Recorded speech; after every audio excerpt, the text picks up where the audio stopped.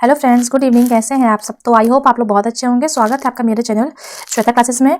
आज मैं आपको अध्याय 4 एसएसटी का, जो कि क्लास 6 का चैप्टर 4 है, मैं आपको पढ़ाने वाली हूँ। बहुत इंपॉर्टेंट चैप्टर है।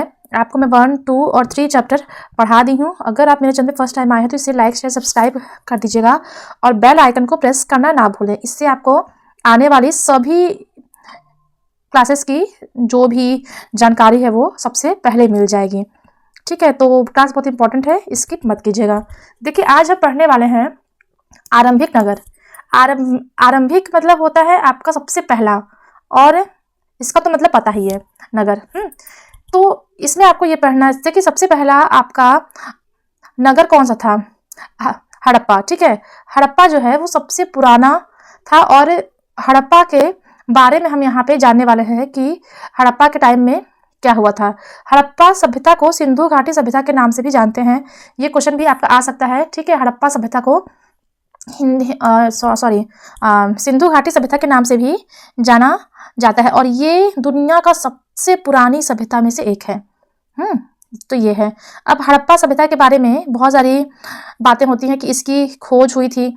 तो ये पहले पाकिस्तान के पंजाब प्रांत में था, और मतलब आपको इन्हीं सब चीज़ के बारे में यहाँ पे आपको पढ़ना है।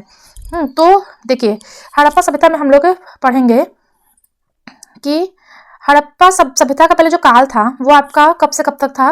देखिए, 6000। ठीक है, 6000 ईसा पूर्व से लेके 6000 ईसा पूर्व से लेके 1300 ईसा पूर्व तक था। ठीक है, 1300 ईसा पूर्व तक था। हड़प्पा सभ्यता की जो खोज थी वो सबसे पहले पाकिस्तान के पंजाब प्रांत के हड़प्पा शहर में हुई थी। यहाँ पे देखिए लिखा है ना, पंजाब में हुई थी। उसके बाद क्या हुआ था कि हड़प्पा शहर जो है वो रावी नदी के किनारे साहिवाल शहर से करीब 20 किलोमीटर पश्चिम में था। साहिवाल शहर से। तो ये सब बातें आपको इसमें से जाननी है, इसलिए पढ़नी है। ठीक है, तो यहाँ पे है, यहाँ पे देखिए 150 साल पहले की बात है।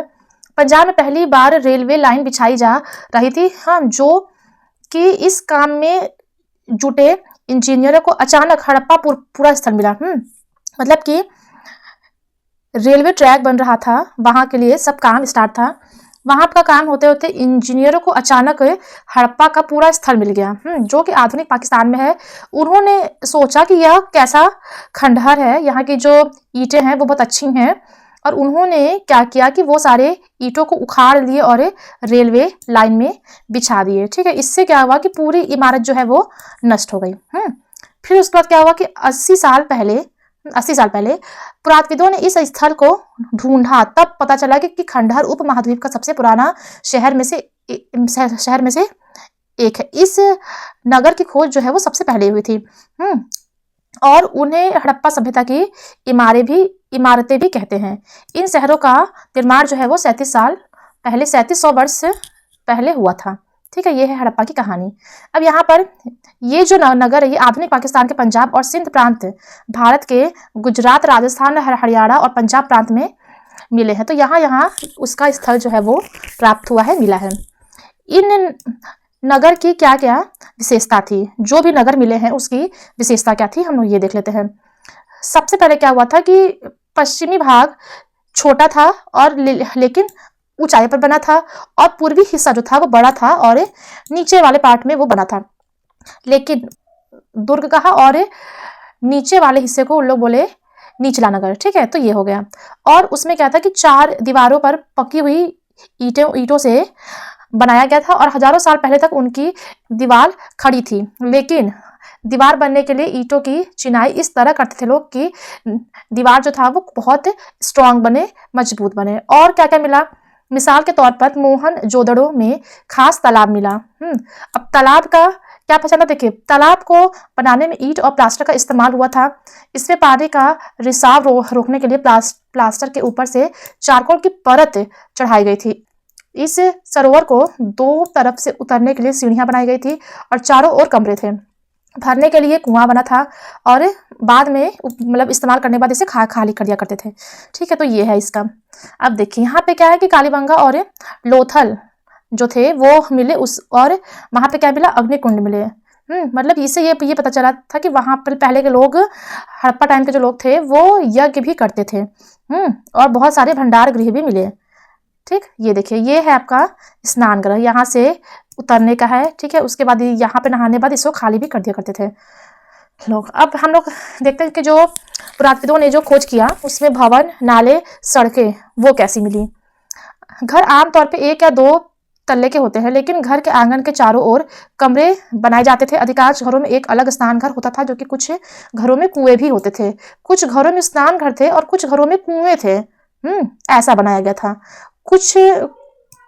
कुछ नगर में ढके हुए नाले थे और उन्हें सावधानी से सीधी लाइन पर बनाया गया था कि जो भी गंदा पानी है वो सीधे बाहर सड़कों में, जो बड़ा बड़ा जो मतलब आपका एक बोलते हैं ना कि उसको जहाँ से मेन वाटर लाइन ऐड होती है वहाँ पे ऐड कर देते थे, तो उससे घर की जो भी गंदगी है वो वहाँ से बह जाया करती थी। तो इस प्रकार का ये बना था। चलिए, अब वहाँ के नगरीय जीवन के बारे में हम लोग पढ़ लेते हैं। हड़प्पा के नगर में हलचल रहा करती होगी। यहाँ पर ऐसे लोग रहते होंगे जो नगर की खास इमारतें बनाने की योजना में जुटे रहते होंगे। यह संभवतः यहाँ पे शासक भी होंगे। मतलब वहाँ पे ये चीज इमेजिनेशन हो रहा है कि वहाँ शासक भी होंगे। और दूर दूर से धातु, बहुमूल्य पत्थर और अन्य उपयोगी चीजें भी मंगवाते होंगे, क्योंकि वहाँ पे जो खोज में जो भी सामान वगैरह मिला वो सब बहुत ही अच्छे क्वालिटी के थे और जो कि मतलब दूर दूर शहरों के, स्टेट के मिले। तो इसलिए ये अंदाजा लगाया गया। शासक लोग जो थे वो खूबसूरत मन को सोने चांदी से बने आभूषण, कीमती सामान जो थे वो अपने पास रखते थे। उनके यहाँ लिपिक भी थे और मोहरे पर जो लिखते भी थे। मतलब बहुत सारे चीज मिले। अब यहाँ पे लिखा गया है कि वहाँ पे अन्य बहुत सारे प्लेसेस पे वहाँ पे शिल्पकार भी मिले। स्त्री पुरुष भी रहते थे जो अपने घरों या किसी उद्योग स्थल पर तरह तरह की चीजें बनाते होंगे। ठीक है, लोग लंबी यात्रा भी करते थे, वहां से उपयोगी वस्तुएं भी लाया करते थे और सुदूर देश की किस्से कहानियां भी अपने साथ लाते होंगे। ठीक है, मिट्टी से बने कई खिलौने भी मिले हैं। शायद उन्हें बच्चे भी खेलते होंगे। ठीक, तो ये हो गया। देखिए, अब आपका आता है नगर और शिल्प। इसमें क्या करना है कि देखिए, पुरातत्वविदों को जो चीजें वहां मिली उनमें अधिकतर पत्थर, शंख, तांबे, कांसे, सोने, चांदी जैसे धातुओं से बनाई गई वस्तुएं मिली। तांबे और कांसों से औजार, हथियार, गहने और बर्तन भी मिले। सोने और चांदी के गहने और बर्तन भी बनाए जाते होंगे ये। ठीक है, यहाँ मिली सबसे आकर्षक वस्तुओं में मन के बाट और फलक भी मिले। तो ये आपका सामान आपका मिला शिल्प में। ये है देखिए पत्थर के बाट।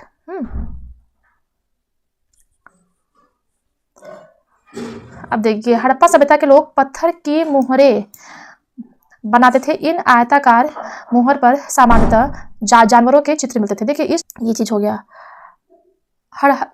हड़प्पा सभ्यता के जो लोग थे वो काले रंग से डिजाइन किए हुए खूबसूरत लाल मिट्टी के बर्तन भी बनाते होंगे। अब देखिए, यहाँ पे लिखा है संभवतः 7000 साल पहले मेहरगढ़ में कपास की खेती होती थी। खेती कपास की कहाँ होती थी? मेहरगढ़ में होती थी। यहाँ से भी क्वेश्चन आपका बनता है। मोहनजोदड़ो से कपड़ों के टुकड़े के अवशेष, चांदी के एक फूलदान के ढक्कन और कुछ अन्य तांबों की वस्तुएं से चिपके हुए मिले थे और पकी मिट्टी और फेन से बनी तकलिया सूत कताई का भी संकेत करती हैं। तो ये सारी चीजें आपके मेहरगढ़ से मिले हैं। वहां पे कपास की खेती होती थी। ठीक है, अवशेष से चांदी के फूलदान के ढक्कन और तांबे के वस्तुएं भी चिपके मिले थे। तो ये चीज पता चलता है। अधिकांश वस्तुओं का निर्माण जो है विशेषज्ञों ने किया था। विशेषज्ञ उसे कहते हैं जो किसी खास चीज को बनाने के लिए खास प्रशिक्षण ले लेते हैं, जैसे पत्थर तराशना, मनके चपकाना, फिर मुहर पर पच्चीकारी करना। ठीक है, तो उन्हें क्या कहते हैं? विशेषज्ञ कहते हैं, जो किसी खास चीजों को बनाते हैं। ये हर व्यक्ति विशेषज्ञ नहीं हो सकता। हमें यह पता नहीं है कि क्या सिर्फ पुरुष हो या सिर्फ पुरुष ही ऐसे काम को कर सकता है या पुरुष और महिलाएं दोनों ही इस काम को कर सकती हैं। ठीक, तो ये चीज है। अब देखिए, फेयर्स हम लोग देख लेते हैं कि पत्थर और शंख प्राकृतिक तौर पर पाए जाते हैं, लेकिन फेयर्स को कृत्रिम रूप से तैयार किया जाता है। बालू या स्फटिक पत्थरों के चूर्ण को गोंद में मिलाकर उन्हें वस्तुएं बनाई जाती थी और उसके बाद उन वस्तुओं को एक चिकनी परत चढ़ाई जाती थी और यह चिकनी परत के जो रंग होते हैं प्रायः नीले और हल्के समुद्री हरे होते हैं। फेयंस के जो मनके हैं, ठीक है, उनमें चूड़ियां, बाले और छोटे बर्तन भी बनाए जाते थे फेयंस से। अब यहाँ पर आता है कच्चे माल की खोज। ठीक है, कच्चे माल की खोज कैसे हुई? कच्चे माल जो होते हैं वो उन पदार्थों को कहते हैं जो प्राकृतिक रूप से मिलते हैं। प्राकृतिक रूप से जो हमें सामान मिल जाते हैं, हाँ, उसे कच्चे माल कहते हैं। फिर उससे जो हम लोग सामान तैयार करते हैं, ठीक है, जो लोग सामान तैयार करते हैं उसे पक्का माल कहते हैं। ठीक है, अब देखिए यहाँ पे लिखा है कि फिर कई तरह की चीजें बनाई जाती हैं। मिसाल के तौर पे किसान द्वारा पैदा किए गए कपास को माल कहते हैं, कच्चा माल कहते हैं, और इसके बाद उसकी कताई बुनाई करके जो कपड़ा बनता है उसे पक्का माल कहते हैं। हड़प्पा में जो लोग थे वो कई चीजें वहां से मिली हैं, लेकिन हाँ, तांबा, लोहा, सोना, चांदी और बहुमूल्य पत्थरों और पदार्थों का दूर दूर से उन लोग आयात भी करते थे। ठीक है, तो इससे कहते हैं कच्चे माल की खोज। यहाँ पे देखिए, हड़प्पा के जो लोग थे वो आयात संभवतः आज के राजस्थान से करते थे। ठीक है, हड़प्पा के जो लोग थे वो तांबे का आयात संभवतः आज के राजस्थान से करते थे और यहाँ तक कि पश्चिमी एशियाई देश ओमान से भी तांबे का आयात किया जाता था। कांसा बनाने के लिए तांबे के साथ मिलाई जाने वाली धातु टिन का जो आयात वो ईरान और अफगानिस्तान से लोग करते थे और सोने का जो आयात था वो कर्नाटक और बहुमूल्य पत्थरों का आयात गुजरात, ईरान और अफगानिस्तान से किया करते थे। तो ये जो है यहाँ से ये बहुत इंपॉर्टेंट है, इसे आप कर लीजिएगा कि किस जगह से किस चीज का आयात होता था। ठीक है, तो अभी ये बहुत बड़ा चैप्टर है, मैं आपको इसको डिटेल पढ़ाने वाली थी। ठीक है, देखिए बहुत इंपॉर्टेंट चैप्टर है, बहुत बड़ा चैप्टर है, मैं आपको इसको डिटेल पढ़ाने वाली हूँ, तो इसलिए मैं इसको 2 पार्ट में पढ़ाऊंगी। एक पार्ट आपका कंप्लीट हो चुका है, फिर अगले बार में इसके बाद वाला मैं पढ़ाऊंगी। ठीक है, तो आज के लिए बस इतना ही। अगर आपको मेरी क्लास पसंद आए तो प्लीज़ इसे लाइक, शेयर, सब्सक्राइब कर दीजिएगा।